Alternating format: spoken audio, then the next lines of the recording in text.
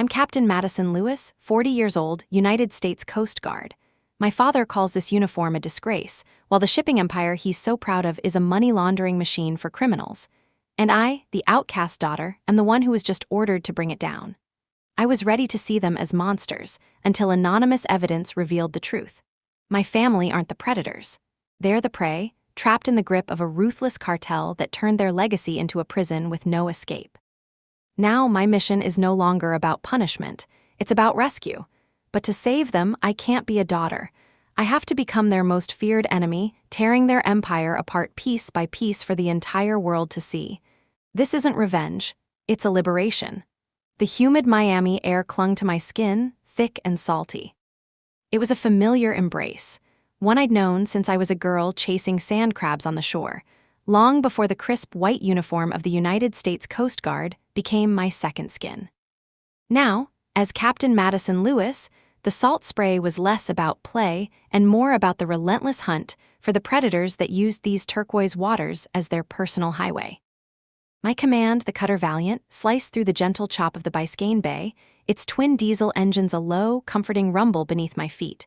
On the bridge, the mood was anything but calm. "We've got another one, Captain," Lieutenant Commander Ben Carter, my XO, said, his voice tight.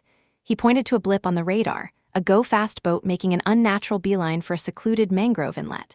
Same profile as the last 3 intercepts. High-powered, low-profile, and running dark. "They're getting cocky," I murmured, my eyes fixed on the screen. "Or sloppy. Let's not give them the chance to be either. Launch the cutter boat, full pursuit."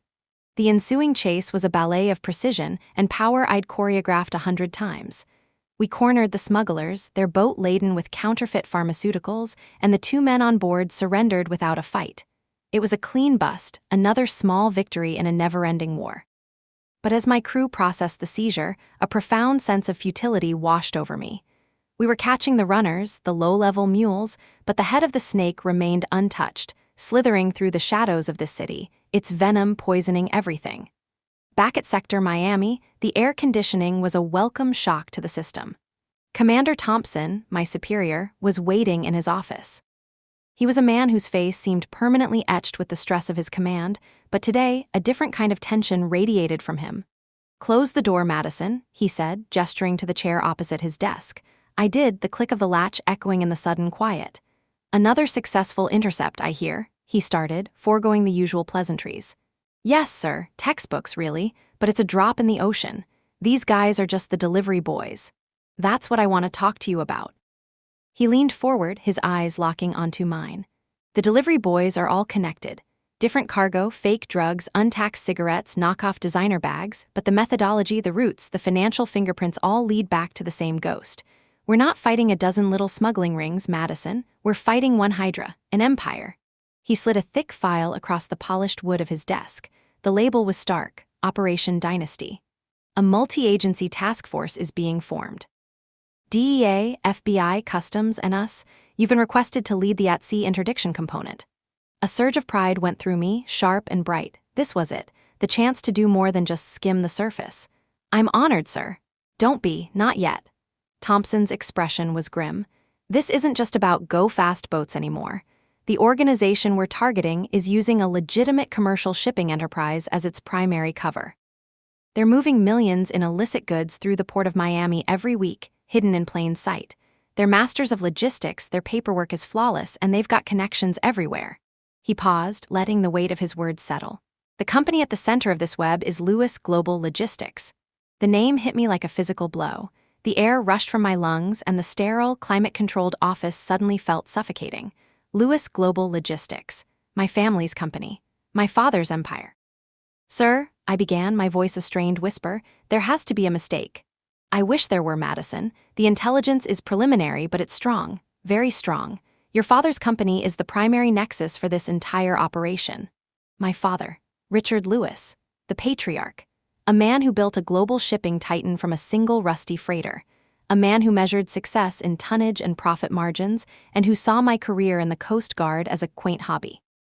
"Playing cop on the water," he'd called it at our last tense family dinner, a dismissive wave of his hand sending ripples through the strained silence. My brothers, Mark and Ethan, had snickered in agreement. They were his princes, groomed from birth to take over the kingdom, their expensive suits a stark contrast to my simple uniform. They saw my service as a failure to appreciate the real power, the power of commerce and capital they wielded from their glass tower overlooking the port. My father would never. I trailed off, the denial sounding weak even to my own ears. He was a ruthless businessman, yes. A difficult man, certainly, but a criminal? We don't know his level of involvement yet, Thompson said, his tone softening slightly. He knew my family. Everyone in Miami's maritime world knew the Lewises. That's what the investigation needs to determine. But the task force needs someone who understands their operations, who knows the port inside and out. And, he added, his gaze unwavering, who has a personal stake in seeing the truth, whatever it may be. The implication was clear. He was giving me an out. I could recuse myself, citing a conflict of interest a mile wide. Anyone would understand. But the thought of someone else leading this charge, of strangers digging into my family's life, treating my father and brothers as common criminals without understanding the nuances, the history, it was unthinkable. And deeper than that, a cold, hard knot of duty was forming in my gut. If my family's name was being used to cloak a criminal enterprise, I had to be the one to expose it. I owed it to the uniform, to the men and women I led. "I'm in," I said, my voice firmer now, betraying none of the turmoil raging inside me. "I'll lead the unit." Thompson nodded slowly. "I thought you'd say that. Your first briefing is at 800 tomorrow. FBI building downtown." He stood, signaling the end of our meeting. "Madison, be careful. This is going to get ugly." Walking out into the blinding Florida sun, I felt a chasm open up in my life. On one side was my duty, my oath, my entire career. On the other was my family. And I was standing on the crumbling edge, about to lead a charge directly into the heart of my own home. That evening, I made a call I'd been dreading. "Madison, what a surprise," my mother, Carol's, voice chirped through the phone. She sounded like she always did, warm, gentle, a calm harbor in the perpetual storm that was my family. "Are you coming for dinner on Sunday? Your father is grilling his famous steaks." "I don't know yet, Mom," I said, my hand tightening on the receiver. "Listen, is Dad around?" "He's in the study with your brothers. They've been in there for hours. Some big new contract, I think. Very hush-hush." Her voice held a note of weary resignation. She had long ago accepted her role as a quiet observer to the relentless ambition of the Lewis men. She was the quintessential housewife, her days filled with gardening, charity lunches, and ensuring her husband's world ran smoothly. To my father and brothers, she was a beloved, beautiful piece of the background scenery.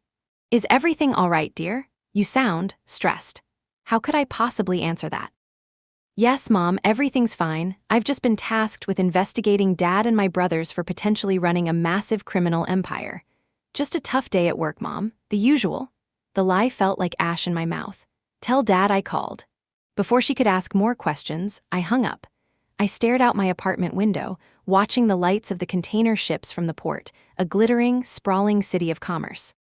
Lewis Global Logistics trucks were down there, an endless river of them, moving in and out of the secure zones. My family's name was plastered on cranes, on warehouses, on the very heart of Miami's economy, and I was about to declare war on it. The weight of the file on my coffee table, the one marked Operation Dynasty, felt heavier than any anchor. This wasn't just an investigation.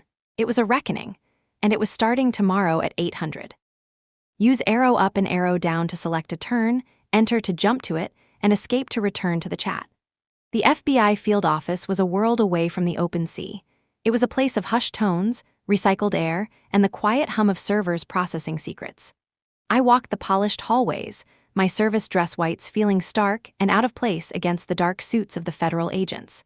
In a windowless conference room, the brain trust of Operation Dynasty was assembled. There were 3 other people at the table, a tableau of federal power. The woman at the head of the table introduced herself first. "Captain Lewis, I'm Special Agent in Charge Sarah Jenkins, FBI. I'm the overall lead for this task force." She was sharp, her eyes analytical, and her handshake was firm and brief. There was no warmth in her greeting, only a professional assessment.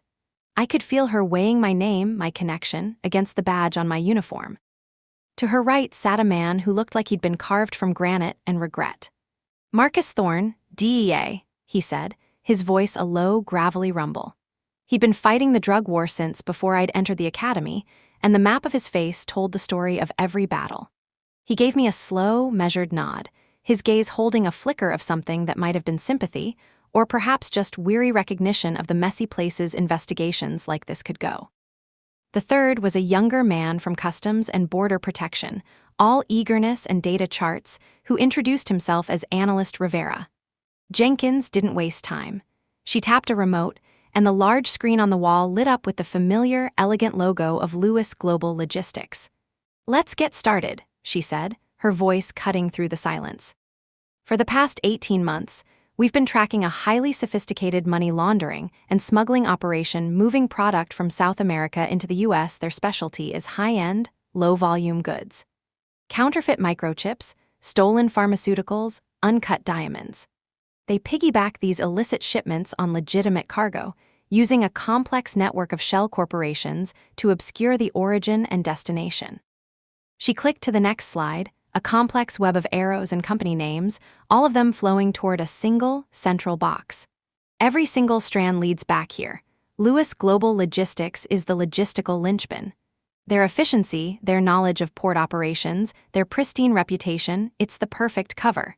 They control the trucks, the warehouses, the shipping schedules. They are the ghost in the machine. I sat there, my back ramrod straight, my face a mask of professional neutrality, as she laid out the case against my family's life's work. My father's name was mentioned. My brothers. They weren't suspects, she was careful to say, not yet. They were persons of interest.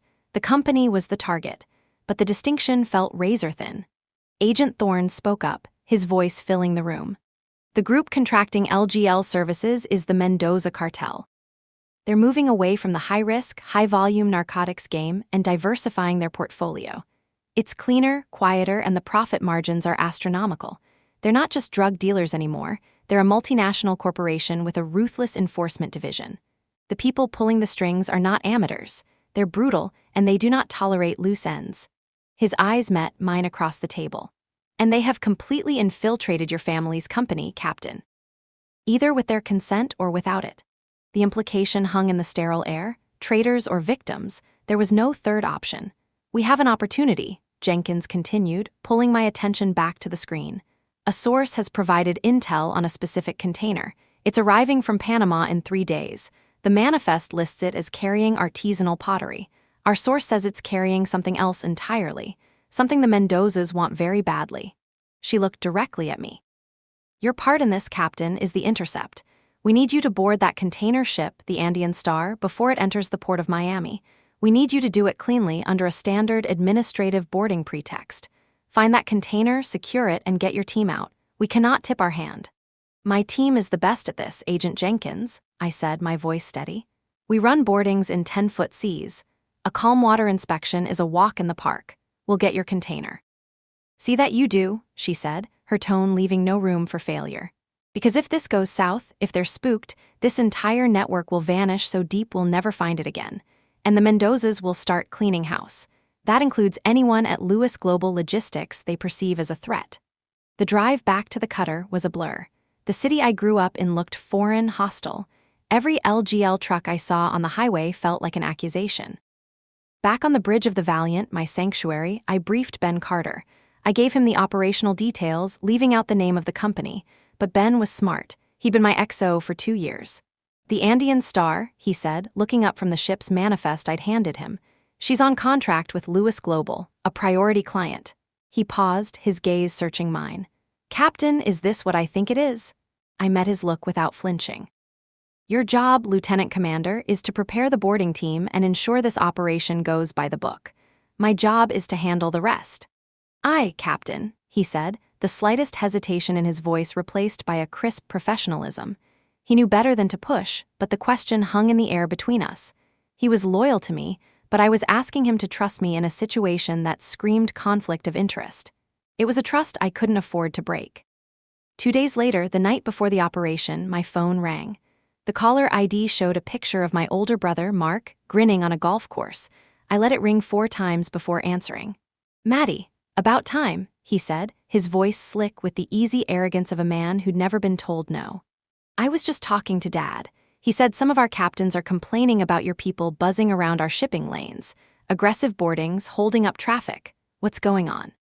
You trying to meet some kind of ticket quota?" "Hello, Mark," I said, my voice cool. "I'm not aware of any specific complaints. The Coast Guard patrols these waters. It's what we do." He let out a short, humorless laugh. "Don't give me that bureaucratic nonsense. This is Miami. We both know how it works. Things run smoothly when people don't get in the way of business. Our business, specifically. So I'm asking you, as your brother, to tell your little boat crews to back off. It's making our clients nervous. My little boat crews are doing their job, Mark, and my job is to ensure the security of this port. If your clients have a problem with that, they can file a formal complaint." There was a pause. I could almost hear him grinding his teeth. "You know, Dad was right. You've been playing this soldier game for so long you've forgotten where you come from. This is our house, Maddie. You're a guest here. Don't be a bad guest." "This isn't a game," I said, my grip on the phone so tight my knuckles were white. "And I'm not a guest. I took an oath. Maybe you should try to remember what that means." "It means you're on the wrong side of the fence, sis," he shot back, his voice turning colder. "You do well to remember which side your family is on." He hung up. I stood there in the quiet of my cabin, the gentle rocking of the cutter the only sound. The conversation had been a warning shot. He didn't know the specifics, not yet. But they were feeling the heat, and their first instinct wasn't to ask if they'd done anything wrong, but to tell me to get out of their way. The line had been drawn, not by me, but by him. And as the Valiant cut through the dark water, heading for a dawn rendezvous with the Andean star, I knew that to do my duty, I would have to cross it. Dawn broke gray and silver over the Atlantic, the horizon a seamless weld of water and sky. The Andean star was a giant on the water, a floating city block of stacked containers, rust-streaked and indifferent. Beside it, our cutter boat looked like a toy. I stood at the bow, the sea spray cool on my face, my team arrayed behind me in tactical gear, silent and focused. Among them was Petty Officer Alina Diaz, a young, whip-smart boarding officer whose family had run a small chandlery in the port for 3 generations. She knew the rhythm of this harbor in her bones. "All teams check in," I said into my headset, my voice calm and even. One by one, they responded, their voices crisp and clear over the comms. Ben was coordinating from the Valiant's bridge, a steady presence a few miles off their stern. "Federal agents, Captain," the ship's master, a weary-looking Filipino man, said as we came aboard. His eyes flickered nervously over our uniforms and the sidearms holstered at our hips. "Standard administrative inspection, Captain," I replied, handing him the official paperwork. "Will be as quick as possible. My team will need access to your cargo manifest and the container yard." He nodded, knowing better than to argue. While he led me to the bridge, Diaz took 2 of our team members to the hazardous materials locker, a standard procedure to check for undeclared items. It was a perfect piece of cover. In reality, she was accessing the ship's internal network to pinpoint the exact location of our target container. Seal 743B. A few minutes later, her voice came over my private channel. "Got it, Captain. Aft section, 3rd stack down. Buried deep." "Of course it is," I murmured to myself. "Make it look good, Diaz. Take your time." We spent the next hour performing a meticulous textbook inspection. We checked fire extinguishers, reviewed crew passports, and inspected navigation equipment. It was a charade, but a necessary one. Every moment that passed felt stretched thin, the tension coiling tighter in my chest. Finally, I gave the signal. "Captain," I said to the ship's master, "we've noted a discrepancy on your manifest. We need to conduct a physical inspection of a specific container." Seal 743B, a flicker of fear, quickly suppressed, crossed his face. "That will be very difficult. It is at the bottom of the stack." "I have faith in your crew," I said, my tone leaving no room for negotiation. The process of moving the containers was agonizingly slow. Giant cranes whirred, and tons of steel were shifted with surprising delicacy. Diaz and her team stood by, watching their presence a silent pressure. When they finally reached Seal 743B, its doors coated in a film of salt and grime, my heart was pounding against my ribs. They cut the bolt. The heavy steel doors groaned open. The smell of clay and earth wafted out. The container was filled, front to back, with wooden crates stamped with the words "Artisanal Pottery, Fragile, Republic of Panama." It looked exactly as advertised. My team began methodically unpacking the crates. Inside, nestled in straw, were hundreds of terracotta pots, plates, and vases. They were simple, rustic, and utterly unremarkable. "Anything, Diaz?" I asked over the comms, my frustration mounting. "Negative, Captain, just pots, lots of them." Something was wrong. The intel had been specific. I walked into the container, the air cool and musty. I picked up a small vase. It was heavier than it looked, the clay course beneath my fingers. It seemed perfectly normal. I was about to set it down when a thought, a memory from a long-ago chemistry class, sparked in my mind. "Diaz," I said, my voice sharp. "Get me a field test kit. For cocaine." She looked at me, confused, but relayed the order. When the kit arrived, I took a small hammer from our inspection tools and, shielding my eyes, shattered the vase on the steel floor of the container. It broke apart into dusty, reddish-brown shards. I knelt down, took a sample of the dust, and handed it to Diaz. She performed the test. We watched as the clear liquid in the vial turned a brilliant, unmistakable blue. A collective intake of breath went through the team. "The entire shipment," Diaz whispered, her eyes wide. "The pots are the cocaine." The Mendozas hadn't packed the drugs in the pottery. They had mixed the cocaine with clay and water, molded it, fired it in a kiln, and created 1,000 pieces of seemingly innocent cargo. It was brilliant, it was audacious, and my family's company had been the vessel. Back at the task force headquarters, the atmosphere was electric. "Cocaine-infused ceramics," Thorne, the DEA agent, said, shaking his head with a look of grudging respect. "The Mendozas are artists. This is a new one. The resources required, the chemical process to extract it back into powder form, this is next level." "The source was good," Jenkins stated, her eyes fixed on me. "This seizure confirms their credibility and the cartel's connection to the logistics chain. We've kicked the hornet's nest, Captain. Expect them to react." Her words were prophetic. I was barely back on the Valiant when my personal cell, the one I used for family, lit up. It was my father. "Madison." His voice wasn't angry, not like Mark's had been. It was something far worse. It was heavy with a profound, glacial disappointment. "I have the Port Authority on one line and the CEO of the Panama Steamship Company on the other. They tell me my own daughter, in a U.S. Coast Guard uniform, just illegally boarded one of our charter vessels, smashed up a client's cargo, and has impounded a container worth $250,000. I'd very much like for you to tell me this is some kind of spectacular misunderstanding." I stood on the wing of the bridge, watching Miami's skyline grow closer, a glittering mirage of glass and steel.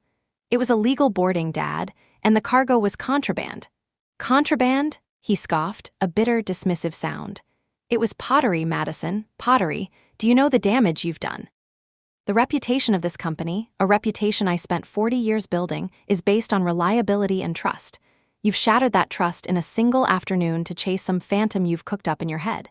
"This isn't a phantom. The people whose cargo you're moving are dangerous." "The only danger I see right now is to this family," he shot back, his voice finally cracking with anger. "To everything I've built for you, for your brothers. I thought you took that uniform to serve, to protect. Not to tear down your own family. Whatever vendetta you have against me, against this business, you need to end it. Now, you are a Lewis, I expect you to act like one." The line went dead. I stood there, the phone still pressed to my ear, the setting sun glinting off the windows of the Lewis Global Logistics Tower downtown. He hadn't asked if the accusation was true. He hadn't asked if he was in danger. He had only seen an attack on his legacy, his empire, and in his eyes, I was the enemy. Later that night, unable to sleep, I was reviewing the initial forensic reports from the seized container on my encrypted laptop. An email notification popped up. The sender was an unidentifiable string of letters and numbers from a protonated server. There was no subject line. I almost deleted it, but something made me pause. I opened it. The message was a single sentence. "They didn't start with pottery. Check the fuel discrepancies on the LGL 117. The Trinidad Run." My blood ran cold. The LGL 117 was one of my father's flagship freighters. The Trinidad Run was one of their oldest, most profitable routes. And fuel discrepancies were a classic method for cooking the books, for hiding slush funds, for paying off people you didn't want on any official ledger. This wasn't a guess. This was hard, specific, inside information. The kind of detail that doesn't show up on a manifest. The kind of detail someone would have to be digging for secretly for a very long time. My anonymous source wasn't just a disgruntled employee. They were deep inside, and they were trying to give me a map. Use arrow up and arrow down to select a turn, enter to jump to it, and escape to return to the chat. The anonymous email burned on my screen, a single sentence that felt more explosive than a crate of munitions. "Check the fuel discrepancies on the LGL 117. The Trinidad Run." It was a lead, but it was also a ghost. Bringing an unverified tip from a shadowy source to a federal task force was a good way to get myself sidelined. Jenkins and Thorne were professionals who dealt in evidence and warrants, not cryptic messages from the ether. I spent the next morning wrestling with the dilemma before heading back to the FBI building. I walked into the same windowless conference room, the air thick with the smell of stale coffee and burgeoning strategy. I laid it out for them, keeping my voice steady, projecting a confidence I didn't feel. I received a communication, I began, choosing my words carefully. It's from a source I am not at liberty to identify. The source is sensitive, but their information is specific. Jenkins leaned back, her arms crossed. Her expression was a mixture of impatience and intrigue.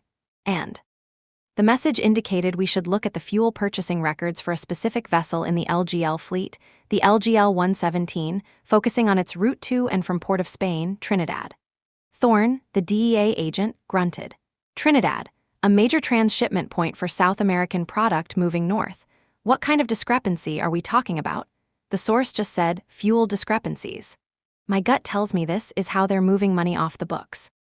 Over-invoicing for fuel, the supplier kicks back the difference in cash. Untraceable. It's an old-school smuggler's trick. Your gut, Captain? Jenkins's voice was sharp, cutting. This task force operates on actionable intelligence, not intuition. We can't just subpoena the financial records of a billion-dollar company based on an anonymous email.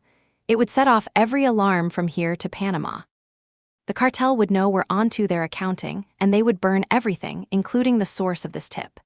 She was right, I knew she was, but I also knew this was a thread, and if we didn't pull on it, the entire tapestry would remain hidden. You brought me into this operation for my specialized knowledge of the maritime world, I argued, meeting her gaze directly. And I'm telling you, this is where the bodies are buried, not in the containers, but in the ledgers.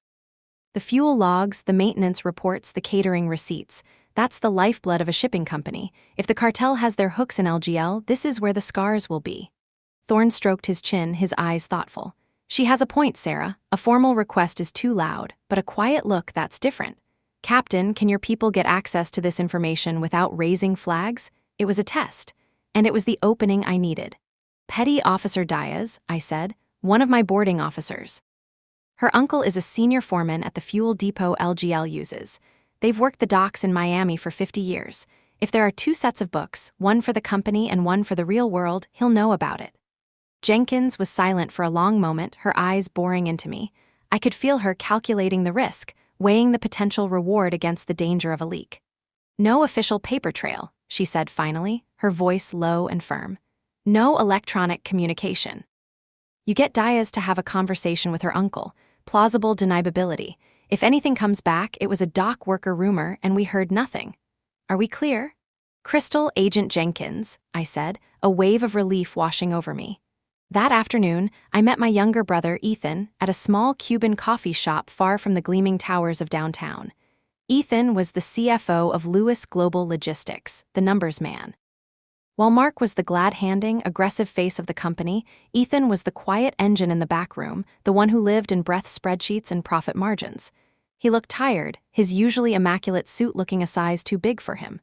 I'm only here because Mom asked me to be, he said, not meeting my eyes as he stirred his cafecito. She's worried sick about all this, about you, about Dad. How is he? I asked, my voice softer than I'd intended. How do you think he is, Maddie? He's furious, you're tearing his world apart. The board is demanding answers. Our clients are threatening to pull their contracts, all because you found some broken pottery. It wasn't pottery, Ethan. You know it was. You're the numbers guy. Didn't you think it was strange? A massive, high-priority shipment of cheap terracotta. He finally looked at me, his eyes filled with a weary frustration. My job is to look at the numbers on the manifest, the insurance declarations, the shipping fees. The numbers were perfect. The paperwork was immaculate. I'm not paid to question a client's taste in ceramics. He took a sharp sip of his coffee. Why are you doing this? Is this about Dad? About him never approving of your career choice? You've made your point, Maddie. You're a big, important captain. You can stop now. The accusation stung, a cheap shot that hit surprisingly close to a long-buried truth. This has nothing to do with that, I said, my voice tight.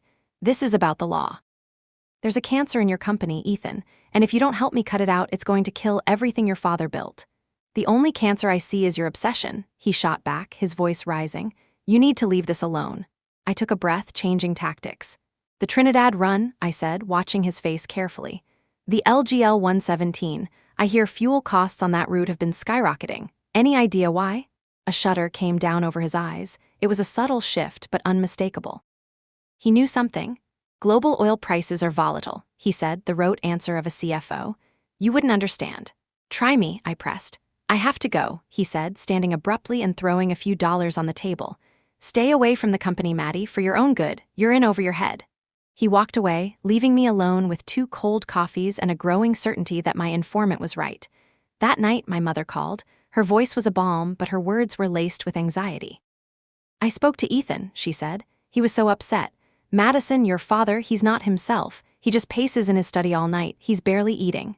She paused. He keeps muttering about the business, about pressures I don't understand. He had a terrible argument with Mark last week about that new fuel supplier they're using out of Trinidad. Said the costs were indefensible, that the paperwork was a mess. I sat up straight, my pulse quickening. What did he say, Mom, exactly? Oh, I don't know, dear. It was all business talk. Something about invoices not matching the delivery logs. Richard is such a perfectionist, you know. He said it was sloppy and he wouldn't stand for it. It was the confirmation I needed.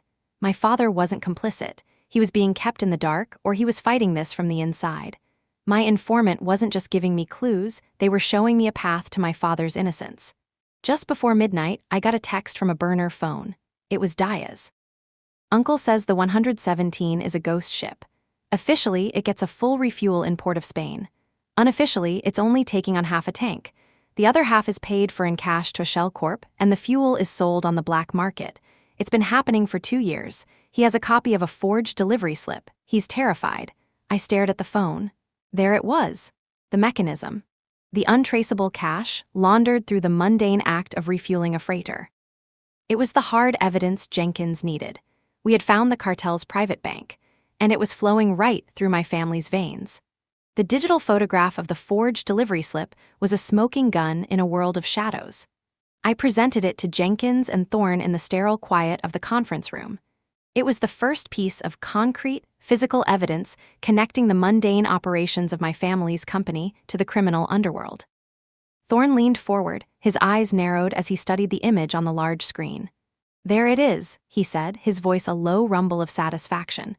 The phantom expense, the off-ramp for the cartel's cash. They're not just using LGL as cover, they've turned its fuel budget into their own private ATM. Jenkins was already on her feet, her previous skepticism replaced by a cold, sharp efficiency. This is it. This is the probable cause we needed.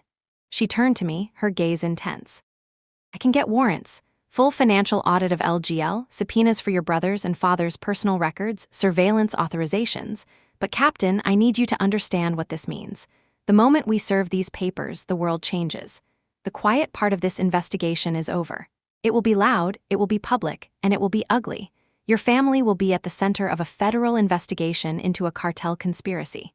They're already at the center of it, I said, my voice hard. They just don't all know it yet. Serve the warrants. The effect was instantaneous and brutal. Federal agents, polite but implacable, descended on the gleaming Lewis Global Logistics Tower. Box after box of financial records were wheeled out in front of news cameras that had materialized as if from thin air. The LGL stock price plummeted. Our family name, once a symbol of Miami commerce and success, was now tied to the words cartel and raid on every news channel. The first call was from Mark. He didn't bother with a greeting. What have you done? He roared, his voice trembling with fury. I could hear the chaos of the office behind him. There are FBI agents going through our servers. They're treating us like common criminals. Our name, the name our grandfather started this company with, is being dragged through the mud on national television because of you. If the company is clean, you have nothing to worry about, I said, my voice a calm counterpoint to his rage. Clean? He laughed, a hysterical, jagged sound. There's no such thing as clean in this world, Maddie. There's only strong and weak. We were strong. We had powerful partners. People who made sure the wheels of commerce turned smoothly for us. And you, with your righteous little uniform, you've just thrown a grenade into the whole machine. They aren't partners, Mark, they're parasites, and they're killing the company from the inside out. You are what's killing this company. You're what's killing this family. He screamed, then the line went dead. My meeting with my brother Ethan was quieter, but infinitely more disturbing. I found him not in his pristine office, but in a dark corner of a hotel bar, a nearly empty glass of scotch in his trembling hand. He looked broken. They took everything, he whispered, staring into his glass. Every ledger, every hard drive, 40 years of financials, it's all there, Maddie. What's all there, Ethan? I asked gently, sitting down opposite him. He looked up at me, his eyes wide with a terror I had never seen before. The adjustments, the write-offs, the consulting fees, he swallowed hard. He made me do it. Mark, at first it was small things, a few thousand here and there to a logistics consultant in Port of Spain. He said it was the cost of doing business for greasing the wheels. But then the numbers got bigger. The consultants became more insistent. They weren't just asking for money anymore. They were dictating routes. Specifying containers, a man started showing up at the office. What man? He calls himself Sodo, Ethan said, his voice barely audible. He doesn't work for us, but he's there more than I am. He just watches. He sits in meetings. He looks at the shipping manifests. Everyone is terrified of him. Mark, Dad, everyone. My blood ran cold. The cartel wasn't just a remote partner. They had an overseer on the inside, a handler. Why didn't you go to the police, Ethan? Why didn't you tell Dad? He let out a weak, desperate laugh. Tell Dad, Maddie, Dad is the reason this all started. He was trying to fight them. He found the fuel discrepancies a year ago. He tried to cancel the contract with the supplier in Trinidad. The next day, Soto showed up with a picture of his granddaughter, your niece, at her school playground. The air left my lungs. My niece, Mark's 8-year-old daughter. This wasn't a business arrangement. It was an occupation. My family wasn't just compromised, they were hostages. They're being blackmailed, I breathed, the pieces finally clicking into place. My father wasn't a criminal. He was a shield, trying to protect his family in the only way he knew how, by absorbing the pressure and fighting a battle in secret. His anger at me wasn't because I was wrong. It was because my investigation was threatening to blow up the fragile, terrifying peace he had been forced to negotiate. That evening, a new encrypted email arrived. The message was longer this time, more urgent. They know you're closing in. The seizure of the pottery was a major loss. The financial raid has them panicked. They are moving their base of operations from the LGL Tower. Soto is now running everything out of Warehouse 7 by the Western Canal.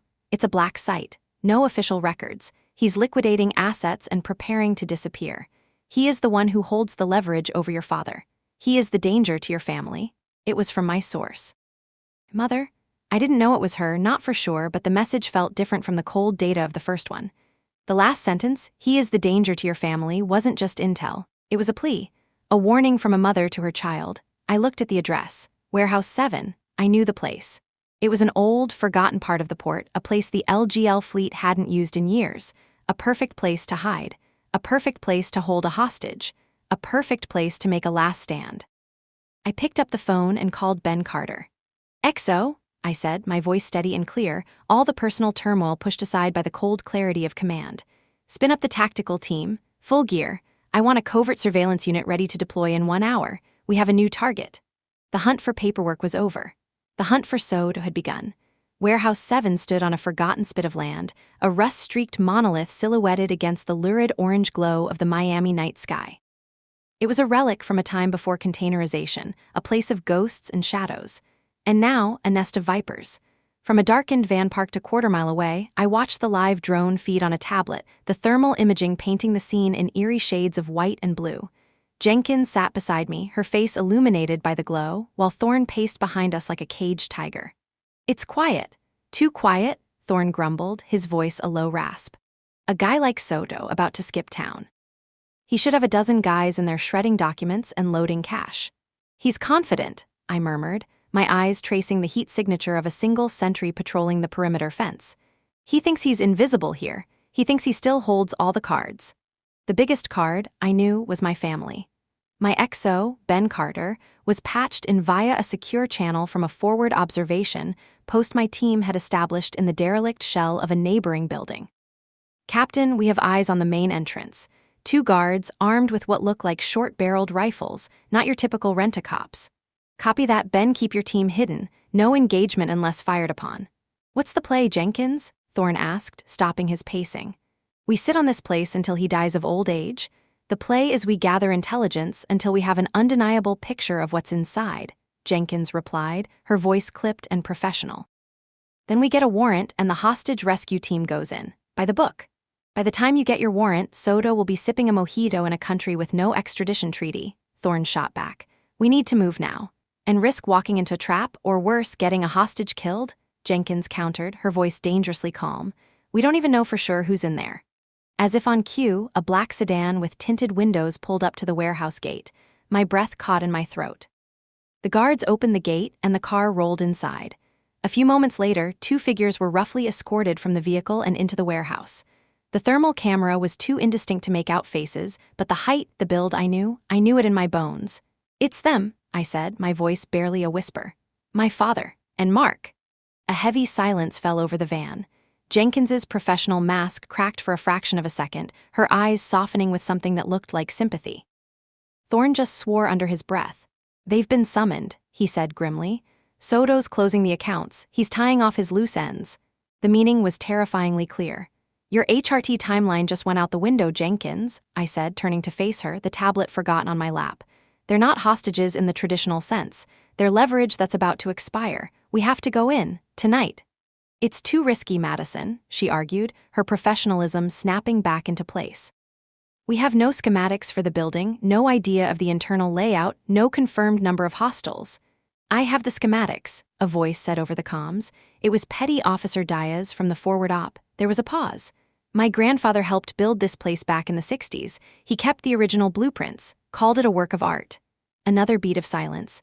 "I have them on my tablet right now." I looked at Jenkins, a single eyebrow raised.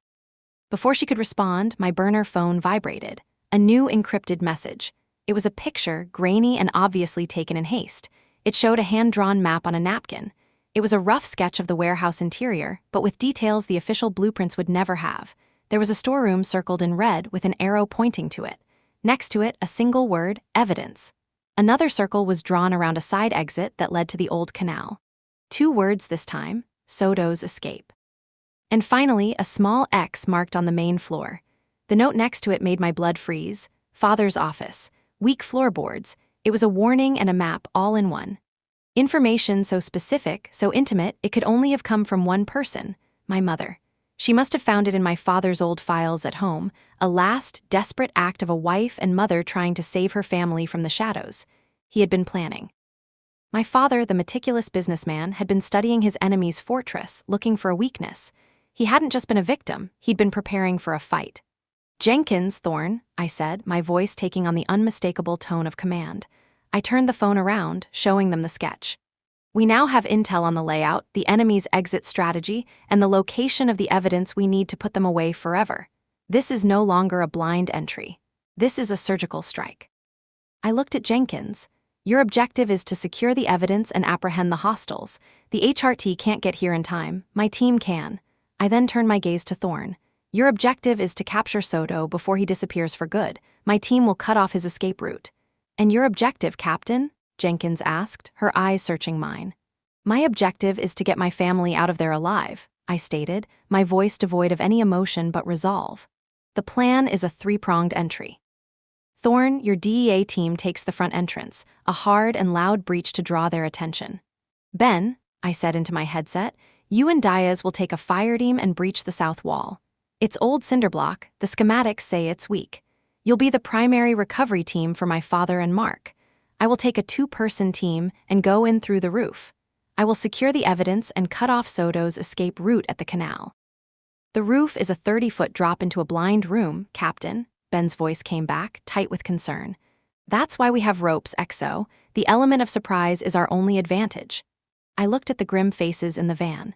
The jurisdictional lines, the interagency rivalries had all melted away, replaced by the stark reality of the situation. "Soto has my father in there. He thinks he can use him as a shield. He's about to find out that's the biggest mistake he's ever made. We go in 10 minutes. I turned off the drone feed and picked up my tactical helmet. The familiar weight was comforting.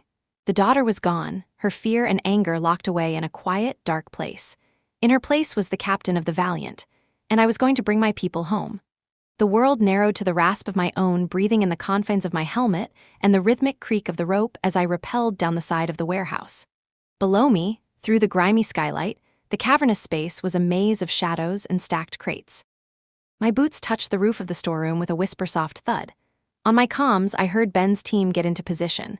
I gave a single click on my mic, the signal for all units to stand by. I held my breath, counting down the final seconds. "Execute, execute, execute," I commanded, my voice low and even. The night erupted.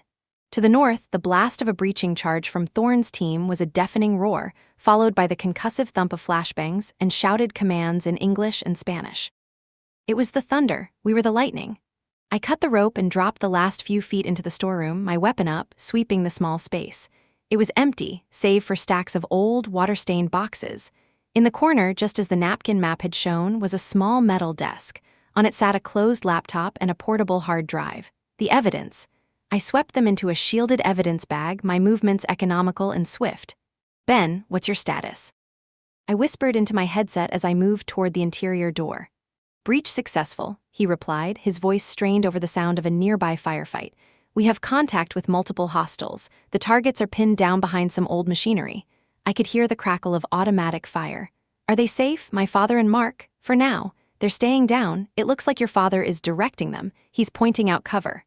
A new sound, a heavy crash of metal, echoed over the comms. Hold on. A section of the floor just gave way beneath one of the gunmen, exactly where your dad was pointing. The weak floorboards. My father wasn't just a hostage, he was fighting back. I left the storeroom, moving like a wraith through the labyrinth of crates, the sounds of the main battle guiding me away toward the silent rear of the warehouse. The air was thick with the smell of cordite and decay. I rounded a final stack of pallets and saw him. Soto. He wasn't running. He was calmly walking toward a heavy metal door that led out to the canal, a small briefcase in his hand. He was dressed not in tactical gear, but in an expensive suit, as if he were merely leaving the office after a long day. He was alone. The chaos up front was his rearguard, his disposable pawns. Going somewhere, Soto? I said, stepping from the shadows, my rifle leveled at his chest. He stopped, turning slowly. There was no surprise in his eyes, only a weary annoyance. He looked me up and down, taking in the uniform, the weapon. A small, dismissive smile touched his lips. The captain, the dutiful daughter, I should have known your brother's threats were empty. He has none of your conviction. It's over, I said, my voice flat. Put the case down and your hands in the air. He actually chuckled, a dry, humorless sound. You think this is over? This is a transaction, a business deal that has soured. I am walking away from a bad investment. You, on the other hand. You are destroying your family for a principle, a very noble and very foolish principle. He took a step closer. Think, Captain, you take that briefcase, and the full weight of this investigation falls on your father. The evidence will show his company laundered millions for us. He will die in prison. But if I walk away, I disappear. The threat to your family disappears. Their secrets remain safe. Their only secret was being terrorized by you. And that's a secret I'm happy to air in federal court. His smile faded. He didn't tell you, did he? Your father. This didn't start with blackmail. It started with a choice. A bad investment he made years ago. He was in debt to the wrong people. We didn't force our way into his company, Captain. He invited us in. He just didn't like the price of the partnership. It was a lie, a poisoned dart meant to make me hesitate, to plant a seed of doubt. But looking at him, I didn't see a partner. I saw a predator. The same kind I'd been hunting on the water my entire career. Hands up, Soto, last chance. He sighed, as if bored by the whole affair. So be it. In a blur of motion, he dropped the briefcase and his hand darted inside his jacket. But I was already moving. I didn't fire. I closed the distance, my rifle butt coming up in a short, sharp arc that connected with his wrist, sending his pistol clattering across the concrete floor. A swift, practiced motion brought his arm behind his back, and the sharp click of the handcuffs was the last sound of his crumbling empire. Thorne, I said into my comms, my voice steady, your package is gift-wrapped and waiting at the canal exit. In the aftermath, the warehouse was a scene of controlled chaos. My father and Mark were being treated for minor cuts by a medic, their faces pale with shock, but otherwise unharmed. My father met my eyes across the flashing emergency lights. He didn't speak, but in his gaze I saw something that had been absent for 20 years.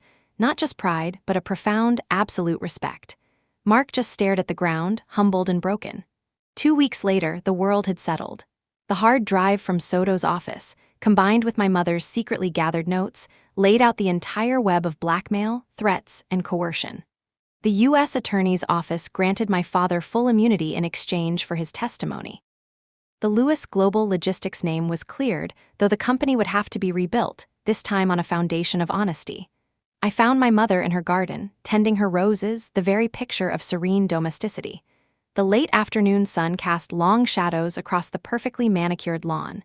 The anonymous emails, I said, standing beside her. It wasn't an accusation, just a statement. It was you, all along. She didn't look up from the flower she was pruning.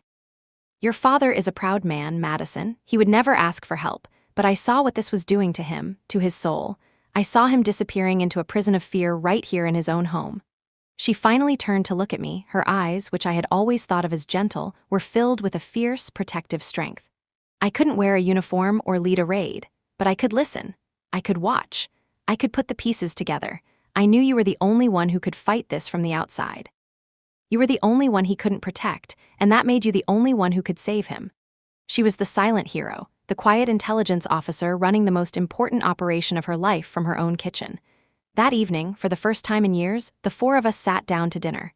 The silence wasn't tense or strained, but calm and reflective. What you did, my father began, his voice thick with emotion. You saved us, Madison. You saved me from myself. He looked at my uniform, hung neatly on the back of the chair. I never understood it, that life you chose. I saw it as a rejection of everything I built, but I was wrong. You weren't running away from this family. You were showing us what it should have been all along. Honorable. I was back on the bridge of the Valiant a week later, the familiar rhythm of the sea a welcome comfort. The Miami skyline glittered in the distance, a symbol not of a legacy I had rejected, but one I had helped to reclaim. My family was not broken. It had been reforged in fire, the impurities burned away. We had found a new kind of strength. I took a deep breath of the salt air, my gaze fixed on the endless horizon. The sea was vast, and there were always predators in the deep, and I would be there to meet them.